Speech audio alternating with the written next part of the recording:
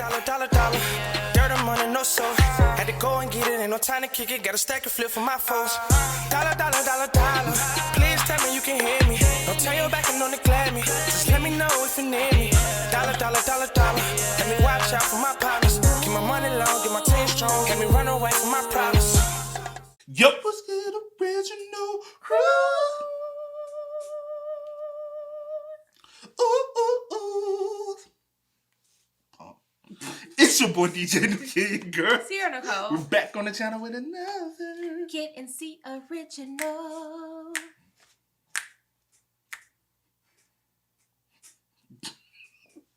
Welcome back to the channel, man. Hey, Mr. Ballen for y'all, man. Hopefully y'all can enjoy, man. We got a surprise coming for y'all, so we gonna sprinkle that on. Not that you'll get it. Mm-hmm. But we got a top 3 stories that sound fake bar 100% real. This is part 3 of this series, so y'all know what this is. It's 3 videos in one. Well, 3 top 3 stories. 3 stories in one. Well, it does say top 3 stories. With that being said, man, it's gonna be a 30-minute video that we're watching, but it's probably be a little longer for y'all. So with that being said, make sure you check out the links in the description box. Down below. You already know where to go, man. If you want to first support, you gotta do it. Check out down below. Also, if you enjoyed today's video, don't forget to like it in with a thumbs up. Please. But y'all know with the Mr. Bond, we gotta go ahead, hop right into it, man. Get into the juicy. Let's do that. Let's get it. Let's check it out, y'all. Sometimes the truth is stranger than fiction, and today we're going to look at 3 stories that demonstrate that. But before we get into those stories, if you're a fan of the strange, dark, and mysterious delivered in story format, then you've come to the right channel because that's all we do, and we upload 3, 4, even 5 times every week. So if that's of interest to you, please ask the like button if they'd like to play Mario Kart with you on your N64. When they say yes, have them come over and then force them to use the broken Mad Catz controller. Also, please subscribe to our channel and turn on all notifications so you don't miss any of our weekly uploads. All right, let's get into today's stories. Mr. Ballen childish with the broken Mad Cat, because I remember them days, bro. You an N64? You an N64? She lost. You an Nintendo 64? I know what it is. I had one.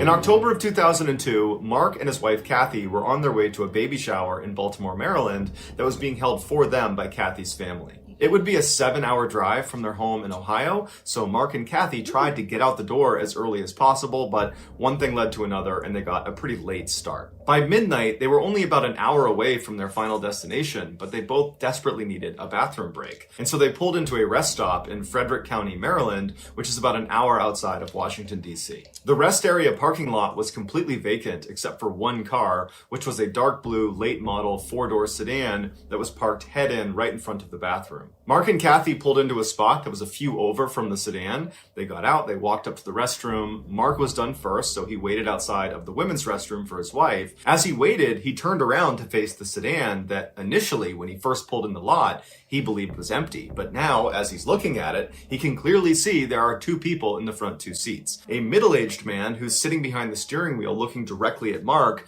and then next to this guy is a sleeping teenager. And immediately, Mark felt really creeped out by these 2 guys. I mean, they are in this random rest stop in the middle of the night. They're the only ones there, and this guy is just staring menacingly at Mark. And so Mark's doing his best not to be intimidated and to stand his ground and not act fazed by what's happening right in front of him. But in the back of his mind, he is just praying his wife comes out of that bathroom as soon as possible so they can get the heck out of here and away from these 2 creepy guys. Finally, his wife did come out. He grabbed her by the hand and without any explanation, rushed them back to their car, hopped in, locked the doors, turned it on, and began backing out. And as he did, he looked over at the sedan and he saw the guy behind the steering wheel, the middle-aged guy, was looking over at Mark with that same menacing look on his face. Mark also noticed there was something odd about the sedan's trunk. There was a fist-size hole right above the license plate where you would normally put the key inside of. So the whole scene was just totally bizarre, and after Mark and Kathy sped out and were back on the highway, Mark explained to Kathy that there were actually two people inside of that sedan, and they really creeped him out, and that's why he had grabbed her and rushed them back into the car. And so she agreed that was pretty creepy, but by the time the couple got to the baby shower in Baltimore, they had completely forgotten about their experience at the rest stop. The baby shower went well, and before long, Mark and Kathy were back home in Ohio. About a week later, the couple was watching TV in their home when a breaking news bulletin came across, and it showed a reporter who was standing at the exact same rest stop that they had stopped in on the way to Baltimore in Frederick County, Maryland, and behind them was the same late model sedan that they had seen parked at that rest stop when they had pulled in. The headline of this special news bulletin was DC Snipers Caught. It would turn out that middle-aged man sitting in the driver's seat of the sedan staring at Mark was none other than John Allen Muhammad, and the guy next to him, the teenager who was sleeping, was Lee Boyd Malvo. These were the two men that were responsible for the highly coordinated 3-week-long attack that left 10 people dead in the Washington, D.C. area. The fist-size hole that Mark saw on the back of their trunk was what they used to shoot through because it allowed them to stay concealed in the trunk while they were shooting. Mohammed and Malvo had been using that particular rest stop in Frederick County as a place to hide out in between their killings. When Mark and Kathy pulled in next to them, they were only halfway through their killing spree. Mark believes the only reason he and his wife were not targeted is because the killers most likely were trying to keep this rest stop off the radar because it was their hiding spot, and so they wouldn't have risked an attack there. Although, ironically, they would ultimately be caught in that rest stop. Mohammed was executed by lethal injection in 2009, and Malvo is serving a life sentence. That's crazy.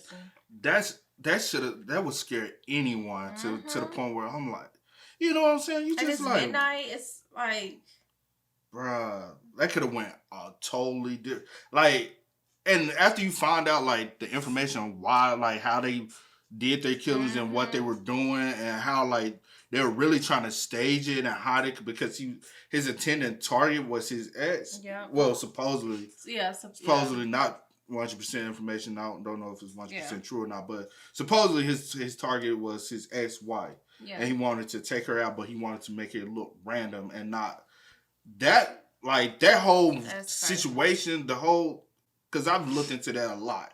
And it's sad, sick, and just weird. And I know because he was a teen at the time, he's been petitioning and trying to figure out how he can get out of spending the rest of his life in jail because he was a teenager at the time. And, you know, now the new laws, if you committed a crime as a teen, you cannot be sentenced to life in prison. Basically, you got to get another second chance. But a lot of people feel as though what he did. But only thing I'll say, he was very manipulated. And he's kind of brainwashed. Yeah. So you can't really... But could that still be in someone? You never and know. That's the scariest part about it. You never know. And maybe he can possibly still try to carry out his plan because he was so devoted to him. Mm-hmm. So even if you let him out, he can try to carry out his plan. Yeah. So that's one I'm like, hey, sorry, buddy, but you kind of need to stay in there, bro. You know? I feel you. In 1988, 35-year-old Ivan McGuire was an experienced skydiving instructor with over 700 jumps to his name. On April 5th of that year, he was working in North Carolina, and he was tasked with filming other instructors and their students after they jumped out of the plane. The way this worked is Ivan would go up in the plane with the instructor and their student, and Ivan would be the first to leap out of the plane. He would roll onto his back, and he would film upward towards the plane, and he would capture the student and instructor jumping out, and Ivan would continue to film them until they pulled their chutes, at which point he would pull his. Now, being 1988, the filming equipment that Ivan was using was much larger and more cumbersome than something you would use today. He had a voice-activated camera attached to his helmet, and then from there was a cord going to this big heavy VHS deck that he kept in a backpack. But despite the nuisance of the equipment, Ivan went up with the first student and instructor and successfully filmed their jump. When he got back on the ground, Ivan went over to the riggers and he gave them his parachutes, they could pack it for him, and then Ivan went over to a bench and began fiddling with his camera equipment. It was clear he was frustrated with the way it was set up and he was making all sorts of adjustments. When it was time for Ivan's second jump of the day with a new instructor and new student, he was so preoccupied with fiddling with his camera that he forgot to grab his parachute. And so he ran over to the plane and he's about to get on and they say, "Hey, Ivan, you're not wearing a parachute." And he goes, oh my goodness, you're right. He runs back over, he gets his parachute, he loads back in the plane, he goes up to altitude, and then he jumps out, he films the instructor and student. It all goes great. He makes it to the ground, and his second jump is a success. I ain't gonna lie, the way my we heart started this, jumped. I said, not jump. My heart like just sunk. I was so. and I ain't gonna lie, from us doing the other, yeah, that I'm situation. already like, bro, this. Every this, time I hear anything about skydiving or jumping, and stuff, and it was already it gives me preparing me. anxiety. Yeah. Just like after the first jump of the day, Ivan takes off his parachute, he gives it to the riggers, and then he goes and sits down on a bench and continues to fidget and fiddle around with his camera equipment. When it was time for Ivan's third jump of the day with yet another new instructor and student, this time he grabbed his parachute, put all of his gear on, ran over to the plane, hopped on board, and he took off. Once they got up to their jumping altitude, which was 10,500 feet, Ivan turned on his camera, and the footage shows the instructor and the student kind of getting their gear together, sitting across from him in the plane. The jump master towards the front of the plane slides open the side door. Ivan, who's going to be the first one out, makes his way to the edge. He turns himself upside down, so he's sitting basically with his back outside of the plane. He makes sure the instructor and student are right on top of him, ready to jump out right afterwards. Once they're ready, Ivan falls out backwards and continues to film. You see the instructor and student jump out right afterwards. Ivan continues to film them as they go down. They're in free fall for a few seconds, and then you see the instructor and student pull their parachutes, at which time Ivan reaches back to pull his own, but he can't find it. For a few seconds he flails, and you can see his hands coming out in front of the camera, and he's trying to reach for his ripcord, and then he realizes what's happened. That parachute he grabbed before he loaded up in the plane was not a parachute. He grabbed his heavy backpack that had that big VHS deck in it, and when he put it on, he mistook it for the parachute.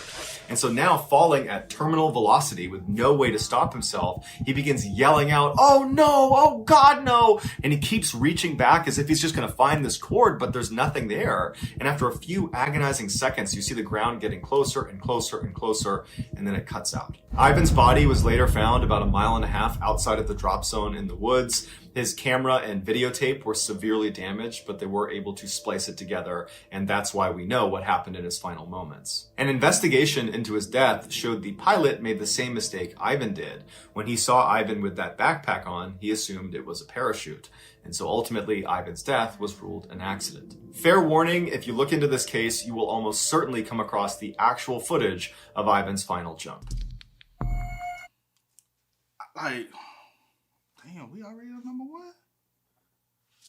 This one gonna be a Yeah, that one gonna be long. I was thinking that in my head. but oh my, like And it was just go ahead, I'm sorry. I was just like, another one? I know, right? Yeah.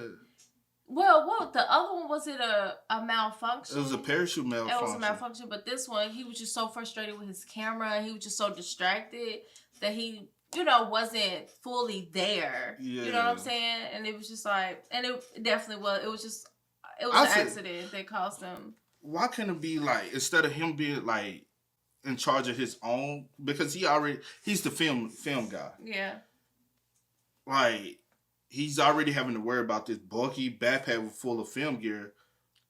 Like, there needs to be somebody someone to make sure that everyone has on their equipment. Yeah, before you even get on a plane, you got your equipment. We need to double check and make sure you got check, like actually look. Yeah. Like, look. Because somebody could have spotted, hey, bro. Like the second person. Like when he did the second. Yeah. And it was like, hey, you don't have on your. Oh, dang, I don't. Let me go get it. Because his mind, because his job isn't to jump. Yeah. His job is to film. So he's making sure. He wants to make sure that everything looks good. Yeah, because I have to do my job. My job is to film. Right, my job isn't necessarily to worry about. And that's the reason why his mind's not 100% on it. But also precautions. It should have been something that somebody was like, hey, we double checking everything. Yeah.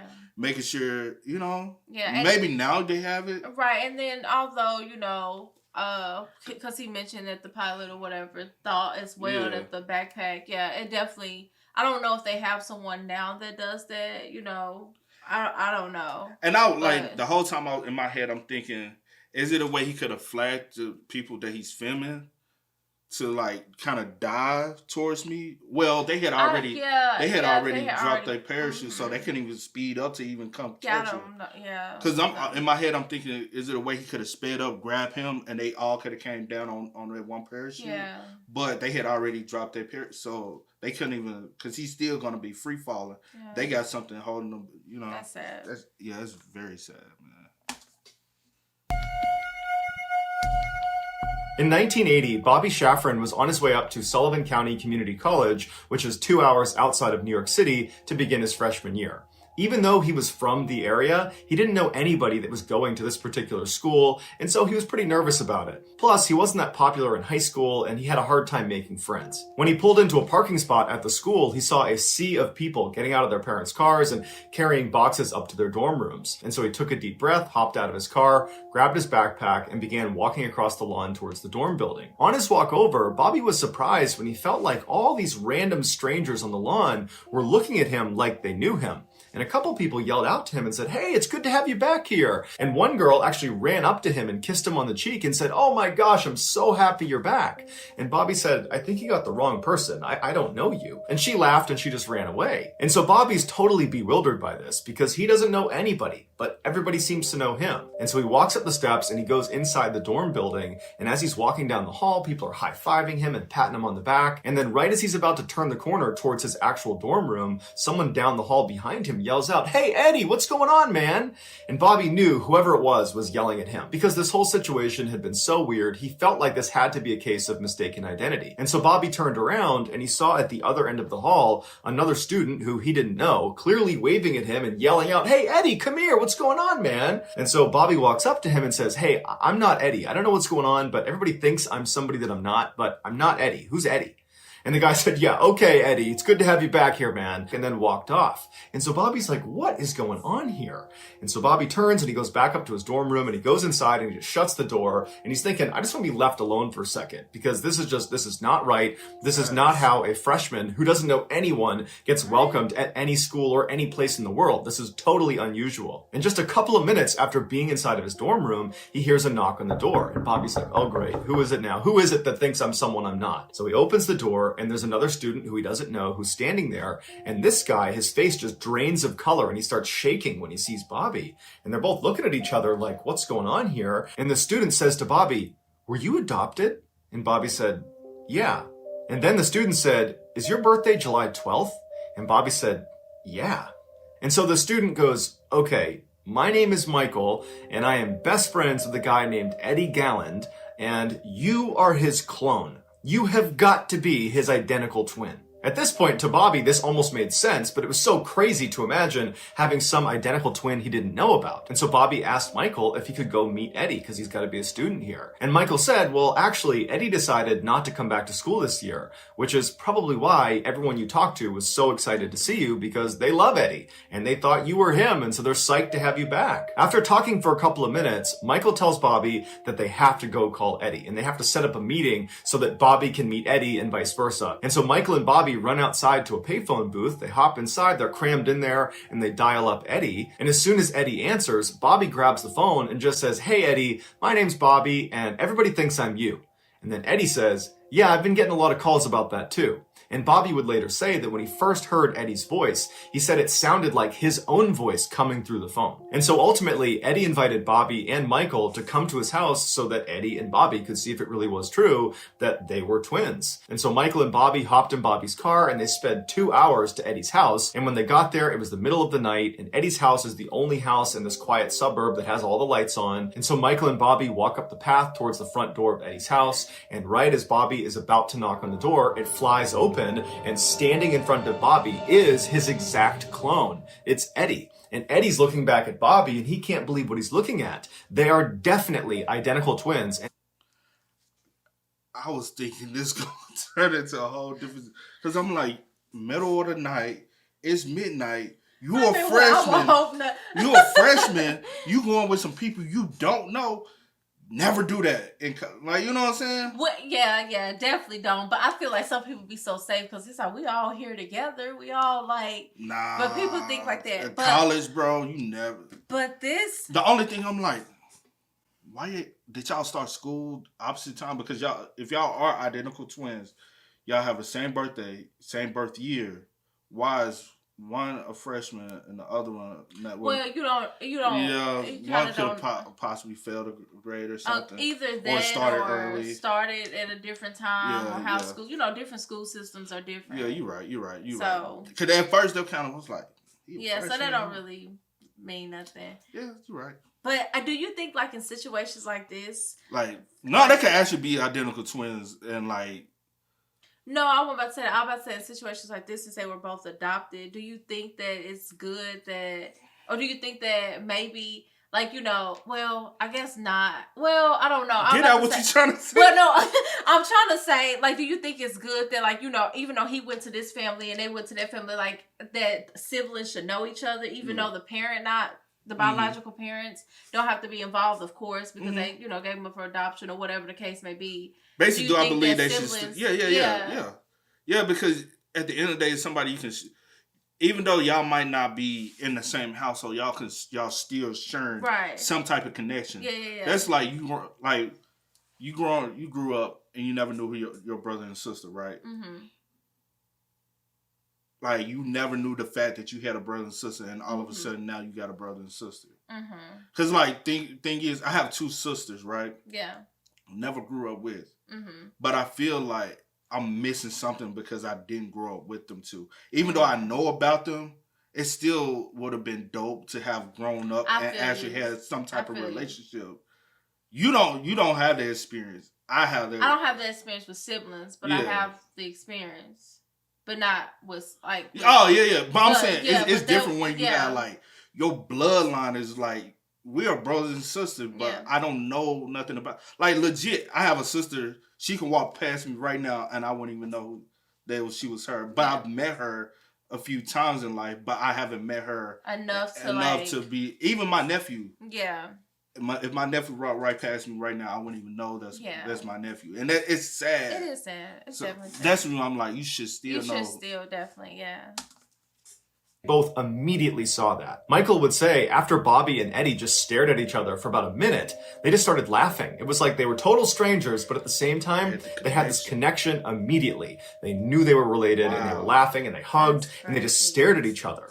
And Michael said anytime Bobby would tilt his head, Eddie would mimic it, and vice versa. It was like they were looking into a mirror. Shortly after, this story of these two long-lost brothers reconnecting found its way to Newsday, which was a prominent local newspaper in New York, and they decided they would look into it to see if it was really true or not. And so one of the editors had a junior reporter fly out and actually see Bobby and Eddie face to face and see if it was really true that they were in fact identical twins. And as soon as this reporter saw them, they knew immediately that, yep, they're related. And so Newsday printed this totally heartwarming fairy tale story about these two long-lost brothers reconnected after all these years just because of a chance encounter in college. And everybody loved it. But this is where the story went from amazing to truly unbelievable. Friends of another young man living in the New York area named David Kelman began telling David that he had to check out this Newsday article about these long-lost twins because these two twins look exactly like David. Specifically, they said you gotta look at these guys' hands. They are just like yours, David. David was known for having these enormous hands,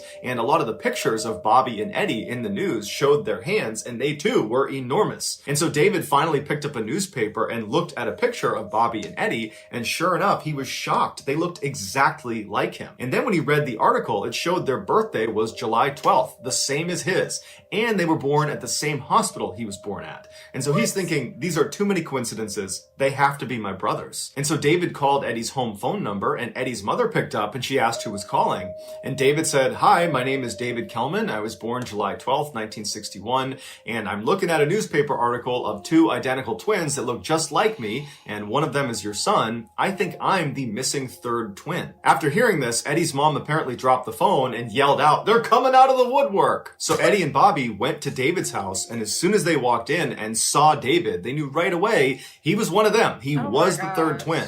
And apparently, within minutes of meeting each other, they were wrestling and laughing hysterically on the ground. It was like, even though they were strangers, they somehow already knew each other and had an instant connection. David. That is the only insane. thing about David, he has a haircut. That is insane, but their hair texture still the same. Their face still the same. They got they're not. I said their face still the same. They're not pure identical because you can kind of. They are identical. Just because you can tell them apart doesn't mean that they're not identical. That's all I'm saying. I said they're not pure identical like the twins we be watching. it's hard to kind of. They're still identical. But yeah. But anyway, but y'all get what you're saying. But oh my gosh. That is crazy. Yeah, that's crazy, bro. That is crazy. Family members that witnessed this first interaction said it was the most incredible thing they had ever seen. That it was just so wonderful to see these long-lost siblings finally reconnected after all these years. Shortly after David realized he was the third missing twin, Newsday did another story talking about how there was actually 3 missing twins that had all been reconnected. And once again, it was just this incredible Cinderella story. And now this story went all over the world. They were on the cover of every magazine, every newspaper, they were on every talk show, and everybody had the same question. What similarities did they discover? And they would say, well, we all wrestled in junior high school and high school. We all smoked the same cigarettes. We like the same food. We had the same taste in women. And on talk shows, when they would answer these questions, it was immediately clear that they all shared the same mannerisms. And on the show, they would routinely interrupt each other and finish each other's sentences. It really was like they were the exact same person, despite having been raised completely separate from one another. The boys loved the attention they were getting. They had become international rock stars overnight, and all 3 of them were immediately so close. They were best friends right away. They moved into an apartment together. They went out partying. They met Madonna. It was just this incredible time in their lives. And so they weren't asking questions about why they had been separated in the first place. But their parents were asking a lot of questions because they had not been told by the adoption agency that the boy they were adopting actually had 2 identical siblings. They had no idea. So the boy's adoptive parents reached out to the adoption agency, which was Louise Wise Services. It's based in New York, very prestigious, basically the most powerful and wealthy people in New York use this adoption agency if they're going to adopt. And so the parents reached out to them and asked for a meeting so they could get some answers as to why their kids have been separated. And so the parents go to New York, they go into this meeting room with the top brass of Louise Wise Services, and they say, did you separate our sons at birth on purpose? And one of the executives said, yes, we did, because it's really hard to place 3 children into one home. At which point, David's adoptive father lashed out and said, that's absolute BS. If you had told me he had 2 identical siblings, I would have taken all 3. But the agency stood by their decision and said that's the only reason it happened, and so sorry, that's all we can tell you. And so the parents were very frustrated and felt like there was much more to the story. And in fact, they felt like the agency was actually lying to them about why they had separated their sons in the first place. But they couldn't get any more information, so they left the agency. And right when they got outside, Bobby's father realized he had left his umbrella inside of the meeting room. Do you believe it's a deeper reason why they actually split them up? I do. And then now in this situation, well, I guess my statement still stands, like with the keeping them together and not splitting them up, or if they are split up, making sure they still know each other. Yeah. But in this case, they didn't even know that it was 3 of them. You know what I'm saying? Yeah. And that's messed up. And I do think it's something deeper. Which I understand. Them saying it's hard to place 3 kids because a lot of people that's looking to adopt typically from what I would think, not 100% true, but what I would think is a lot of people who's probably possibly looking to adopt at one point are only looking for one child first. Possibly, definitely. If it's just one child, but say for instance, I was looking to adopt, and you tell me it's 3 of them, I want all 3. Well, I'd say me personally, if I'm looking to adopt and you tell me it's 3, I'm like, dang, I was only prepared for 1. No, I get that. And I'm like, well, can I adopt somebody else? Just me personally. Because I'm like, if I'm looking to adopt, I'm not, because you also got to think about it. All right, we finna adopt 3 kids, they all the same age. If I'm prepared for 1 financial, I'm not prepared for 3, because now, especially babies. I get your logic. They were split up as babies. I get your logic. So now I have to three packages. Instead of thinking about it financially, finance 1 child, but 3 at the same time. No, I get that. It ain't passing down hand-me-downs. No, I get your logic. Yeah. I definitely get your logic, but I get why they did it, but you need to inform. Yeah, definitely inform, but sometimes you just be especially you have some people that are like, I just want to adopt. Regardless of the situation, I just want to adopt. And you tell me it's 3 children, triplets. I keep saying twins, but it's blowing me. But anyway, triplets. I'm taking all 3. Yeah. Like that's Yeah. I get you. I'm gonna figure it out. Like that's least of my worries. Like all of that, but I get why they did it. But also, what I'm saying is, hold on. Go ahead. I get why they did it, but what I'm saying is they should still have informed the parents that there were triplets. And said, hey, we're willing to separate them, but we wanted to allow you to know the information. And then as they get older, you can be able to inform them that they have siblings or whatever. And we'll give you the option if you want 1, 2, or the 3. But at the end of the day, we're willing to separate them. Yeah. And I was just going to say, allow the parents the choice. I'm just going to say, I get the reason why they stated to them. Yeah. For doing it, but if it's something more, I have to see, and then I'll say if I actually get it or not. Yeah. Okay, I got you. And so he turned around, went back inside, walked down the hall quietly so he didn't want to disturb anyone. Then he opened the door to the meeting room and he reached in to get his umbrella. And he looked inside and he saw the people he had just met with from Louise Wise Services had just opened a bottle of champagne, and they were laughing and smiling, and they were clearly toasting each other on a job well done. And even though Bobby's father did not go in there and confront them about what they were celebrating, he got the sense that they were celebrating having dodged a bullet, that they clearly had just lied to the families of these 3 triplets and they'd gotten away with it. And so between the parents' general sense that the agency was clearly hiding something and then Bobby discovering this champagne toast as soon as they left, the parents decided they needed to get in touch with some lawyers to help them get to the bottom of why their sons had been separated. And so initially, a number of really prestigious law firms in New York were excited to take this case. But shortly after, they all contacted the families to say, well, actually, there's a conflict and we can't do it anymore. Wow. And the parents believed this was because the adoption agency, Louise Wise Services, and some of their more prominent and powerful clients were pressuring the lawyers not to dig into this, that clearly there was some secret that they did not want uncovered. And so unfortunately, the parents hit a dead end and didn't know where else to turn to try to get more information. And so over time, they kind of just accepted that this is just the way it is. And as for their sons, they didn't really care that much because the way they looked at it, at least they had each other now. Right. And so over the years, the boys continued to stay really close. They started families of their own and had lots of family get-togethers. It was just a really happy time in all of their lives. And at some point, the boys actually went into business together and opened their own restaurant in New York called Triplets. And the first year, it was extremely successful, did over $1 million in revenue. But in the second year, the brothers started to fight with each other about how to run the restaurant. And in many ways, this was their first major conflict. They hadn't grown up together. They had never really fought. And so now they're fighting over money and how to run the business. And it got really bad really quick, and they just could not come to any sort of compromise. And so at some point, Bobby left the business. He said, I don't want to do this with you guys anymore. And apparently his departure just completely ruined the dynamic of the 3 brothers. Eddie was the most affected by this fracture in their relationships. All he wanted was for his brothers to be really close and for their families to spend time together. And now all of that was in jeopardy. And so Eddie started showing signs of severe depression and was ultimately hospitalized for 3 weeks. And then shortly after getting out of the hospital, he took his own life. This was beyond devastating for the 2 brothers and the rest of their family. Around this time, a journalist named Lawrence Wright, who had always had a fascination with identical twins, found an obscure scientific article called Psychoanalytic Study of the Child. It detailed a New York-based study about identical twins that were intentionally separated at birth and then given to different adoptive families to be studied, although it wasn't clear what they were actually studying or why they needed identical twins to do this research. In this article, Lawrence discovered all the babies that had been used in the study came from the same adoption agency, the same one the triplets had come from, the Louise Wise Services in New York. And so I feel like they motherfucking ass turned around and was doing experiment.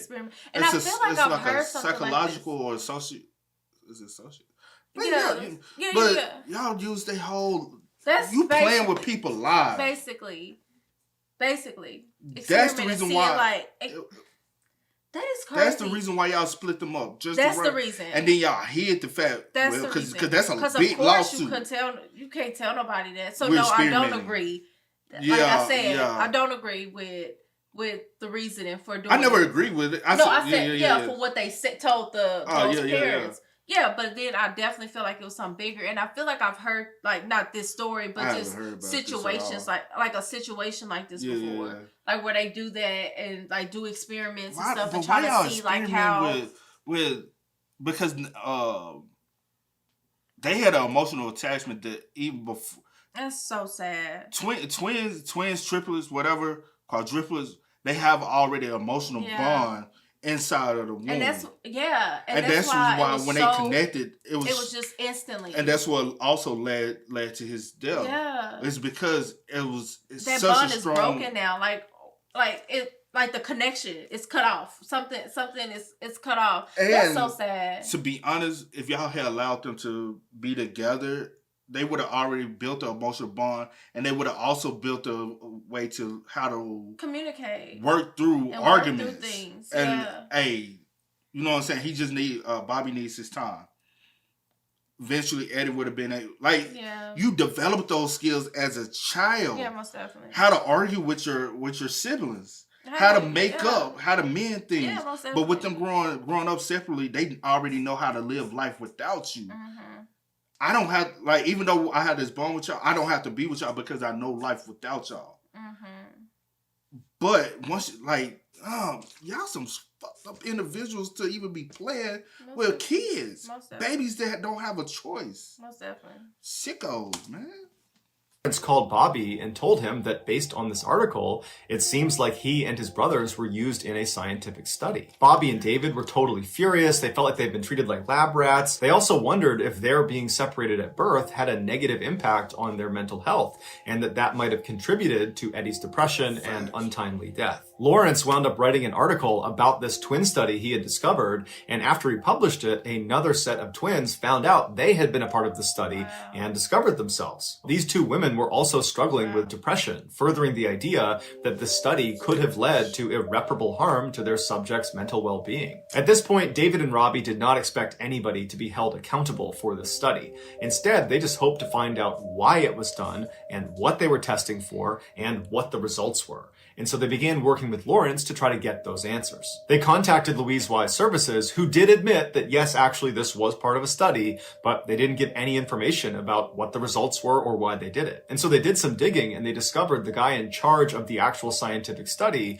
was this doctor named Peter Neubauer, who was this very well-known psychologist in New York. And so Lawrence managed to get an interview with this doctor, but the doctor basically said, I won't answer any of your questions and I won't give you any information about this study. And he never published his findings. Right before the doctor died in 2008, he made sure the entire study was put under seal inside of the Yale University archives so no one could access it until 2066, which has led many people to believe that the reason he set it so far out was to guarantee all of these subjects in this study would have died by the time it was made publicly available, protecting his own legacy and the people that were involved in this study. In the recent documentary called 3 Identical Strangers, Dr. Neubauer's personal assistant, a woman by the name of Natasha Josefowitz, she was interviewed and they asked her, can you shed any light on why this study was done, what they were testing for, and what the results were? And she would say that she was not actually part of the study. She was more on the periphery,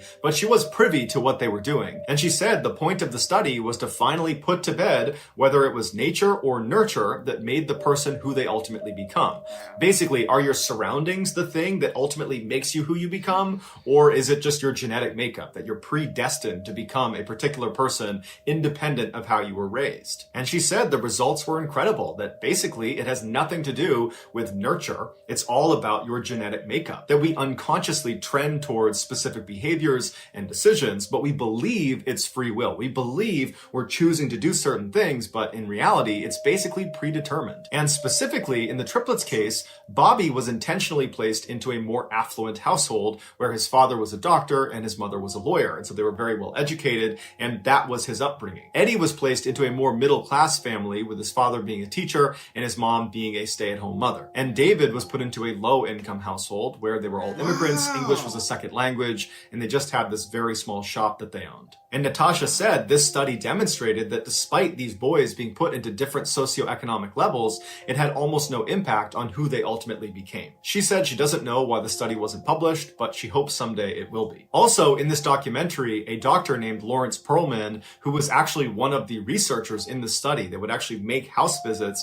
to each of the boys' houses as they were growing up under the false pretext that they were there as part of routine follow-up for the adoption agency. And he went on record and said that the study was not just about the effects of socioeconomic class, it was really about the effects of different styles of parenting. He said in the triplets case, each of the boys had been placed into their respective households after that household had already adopted another child. And that first child they adopted effectively became the guinea pig for this study, where scientists would come in and they would study this child under the false pretext that they were there just following up for the adoption agency, but really they were creating a baseline of how do these parents parent. That's fucked crazy. Up. Y'all playing with multiple people. That's insane. And then to be honest, what if that doctor would have, I believe nature versus nurture, I believe it's both. Because I feel like, it is technically nurture. Because two individuals can be brought up in the same household, can go different paths. So technically, is it even nature and nurture? It could be both. Because technically, you know what I'm saying? You still, like, two individuals could have a complete same DNA by having both parents, but it's about, you know what I'm saying? I get what you're saying. Y'all are fucking weird, bro. Yeah, yeah, on so many levels. But then at the same time, I'm like, am I really surprised though? Because so much stuff like this. I'm not surprised, but it's messed up. But like scientists, go ahead. No. You go ahead, finish. No, I was just gonna say like scientists and like people like this when they doing like these studies, they do some mess up stuff just so that they can make sure that they get their research. They'll go to whatever ends they need to make sure that whatever they're doing their project, it comes out successful. Or whatever the case may be. But yeah, it's messed up on so many levels. Going up for the adoption agency, but really they were creating a baseline of how do these parents parent. And then once that baseline was established, then the triplets were sent into their respective homes with the researchers knowing full well how they were each going to be brought up, with the adoptive father being the X factor. Bobby's father, who was a doctor, was rarely around, but he was devoted and loving to his son. David's father, who was the shop owner, was around all the time and adored his son and loved him unconditionally. Eddie's father was a teacher who was around a fair amount, but when he was very strict and rough with Eddie and quick to discipline him and rarely showed any affection for him. And while Dr. Perlman does not come out and say that Eddie's relationship with his father probably had an effect on him becoming depressed and ultimately taking his life, there are many other people close to this case that believe that's exactly what it was. That David and Bobby had a stable, healthy upbringing and Eddie did not. And so when he was faced with the crisis of the brothers separating, Eddie couldn't handle it. Yeah. These same people refute what Natasha said about the findings of the study that we're all genetically predisposed to become a particular person. They say if that was the case, then why haven't David and Bobby taken their lives? But ultimately, because the study was never published, we won't know for sure why it was done, what they studied, and what the conclusions were. All we have is speculation and second and third hand information. But what we do know for sure is these surviving triplets and their families are furious that this study was done. They feel like it ruined their lives. Following the release of the documentary 3 Identical Strangers, Bobby and David were actually granted early access to the study that was sealed inside of Yale University. And when they looked at it, they were expecting to be blown away with the results, but it turned out it was over 10,000 pages of very technical information, and much of it was heavily redacted, so they couldn't even read most of it. They were not able to deduce what the purpose of the study was in the first place, or what it accomplished. It was just all very ambiguous. This study was ultimately shut down permanently in 1980, the same year the triplets discovered themselves. As for for the adoption agency, Louise Wise Services, and all the scientists and researchers involved in the study, none of them were held accountable for their role in this totally unethical study. And so basically everything was swept under the rug. And so Bobby, David, and all of the family members of the triplets were just left with a whole bunch of questions and not a lot of answers. So that's going to do it, guys. If you found the secret in today's episode, that is so sad, bro. And like, basically, like I was saying, because even though y'all, like, some people may believe it's nature or some people might believe it's nurture, it's both. Both still dictates how you are in life. Because I'll say this, I do believe the upbringing also, even though they show so. Eddie found love and a connection with his brothers. Right. That he didn't that he have. felt like he probably was missing. Yeah, you know, he was whatever. missing. So when the separation was too much on him. And that's what possibly, not saying 100% true, but that's what possibly could have led to his situation. Yeah. And I truly believe it is both nature and nurture, because two individuals can be brought up into the same household. I'm just using me for instance. Me and my sister brought up in the same household. One went on one path, the other went on a separate path. Yeah. I was a little like, I was going to be the one that, you know what I'm saying, was doomed, kind of doomed. Yeah.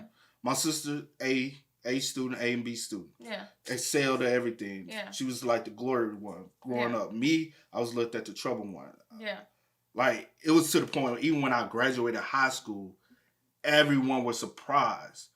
It was like, a teacher had actually told me, like, yo, it was like stated multiple times growing up. He was my, 6th grade teacher. But I knew even when I was in the 5th grade, he even stated to me when I graduated, walking across the line, nobody thought you was going to do it. Nobody thought you were going to graduate. We all expected you to be in jail by now.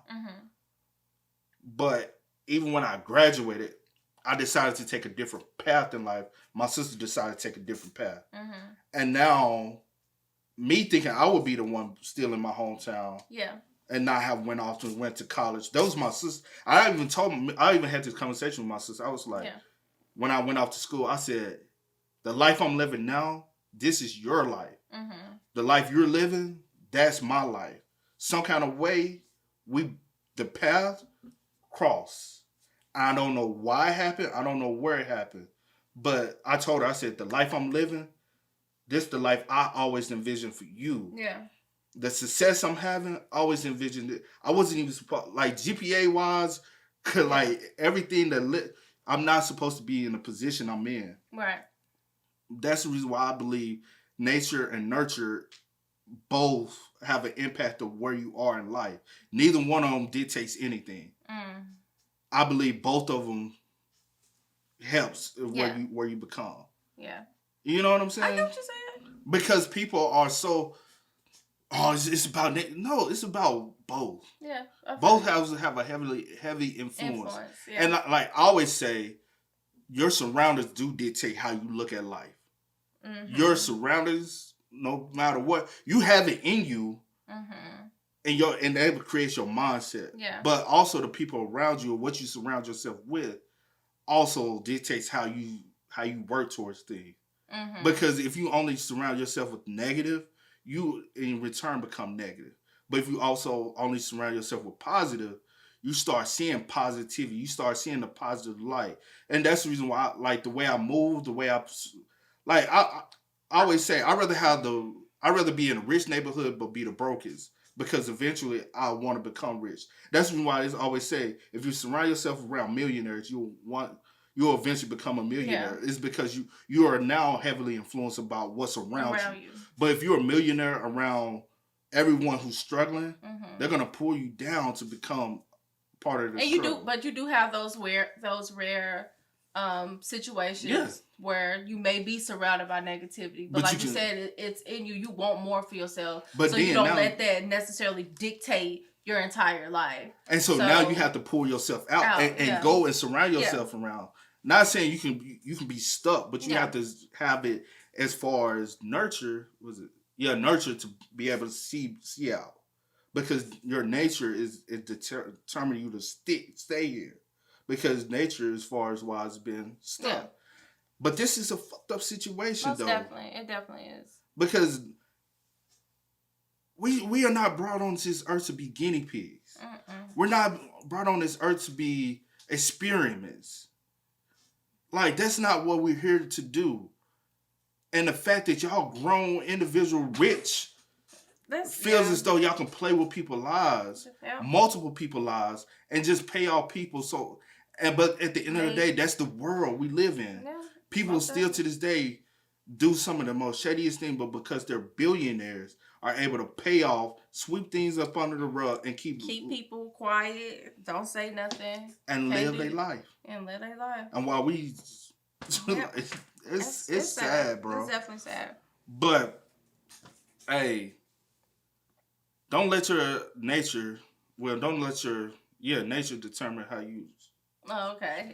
I'm just saying, like, don't let your surroundings, you know what I'm saying, just say. determine who you are in life. Allow your nurture to also help determine who you are. Sometimes the inside is telling you to do better. Do better. Don't let what's outside of you dictate. But I really hate it for these trippers because who knows where where they could have been. Yeah. Because of some evil individuals, and I really hate it because y'all lost one, and y'all just, you know what I'm saying? Just discovered each other, that it was three of y'all. Yeah. And y'all missed out on some promising years together. Most definitely. Because there's nothing like growing up with your siblings and being able to experience that childhood. Those are some of the best memories you're going to ever have. It's those childhood memories to your 18, man. I agree. Because think about it. Somebody came and took away all those memories you have with your siblings throughout your childhood. That's the worst you could do. Most definitely. Because you always flash back on those times. I do.